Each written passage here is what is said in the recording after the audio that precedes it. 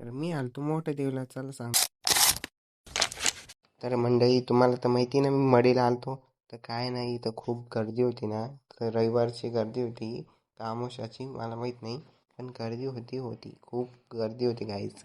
खूप म्हणजे मला 2 घंटे लागले दर्शनाला. तर मंदिरमध्ये एंट्री केल्या केल्या तर इतकी गर्दी होती ना, काय सांगू. तर मग हे बघा, आपण लाईनीत लागलो, तरी बी बघा लाईन केवढी मोठी होती मागं. तर आपण ओम आदेश म्हणून आपण मस्त मंदिरात आलो.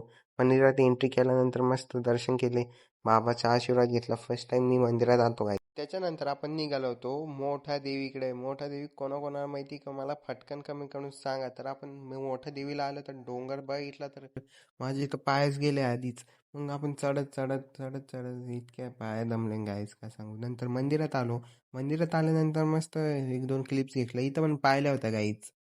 मी म्हणलं आता चढा. तर मग मस्त देवीकडे आलो, देवीचे आशीर्वाद घेतले. देवीला म्हणलं सगळ्यांना सुखी ठेव, माझे फॉलोअर्स, माझे सगळे आपले. तर मी मंदिराच्या बाहेर आल्यानंतर आता मला जायचं होतं दुसऱ्या पवार सरकडे.